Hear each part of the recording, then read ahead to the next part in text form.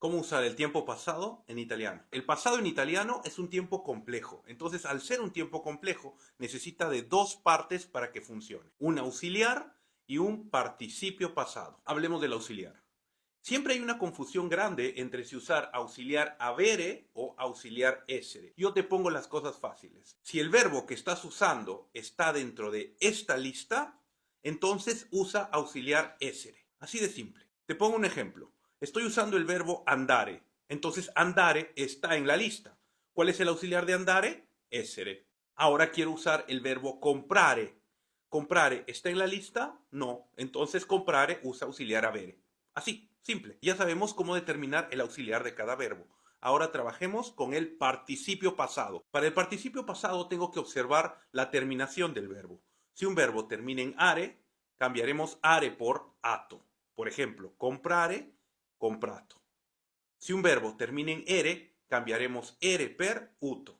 Por ejemplo, vendere, venduto. Y si el verbo termina en ire, cambiaremos ire por ito.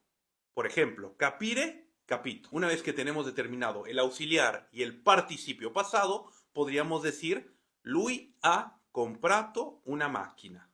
En este caso, ha sería el auxiliar y comprato sería el participio pasado. Ahora observa este ejemplo. Lui è andato al mercato.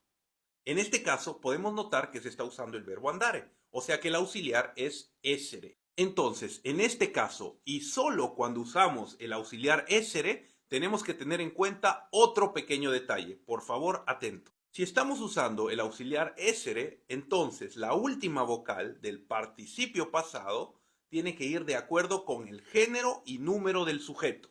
¿Ok? Ok, te pongo un ejemplo para que me entiendas. Yo usaría è andato cuando el sujeto es un singular masculino. Por ejemplo, si hablara de Mario. Yo voy a usar è andata cuando el sujeto es un singular femenino. Puede estar hablando de María. Yo voy a usar sono andati cuando el sujeto es un plural masculino. Cuando puedo estar hablando de Mario y María.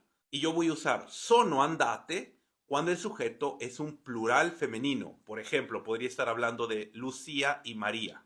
¿Correcto? Recuerda bien la última vocal que pones en el participio pasado, ya que tiene que ir de acuerdo con el sujeto que habla. Pero ojo, solo en el caso que uso auxiliar essere. Recuerda, observa bien el auxiliar que usas, el participio pasado que pones y empieza a hablar en pasado. Nos vemos.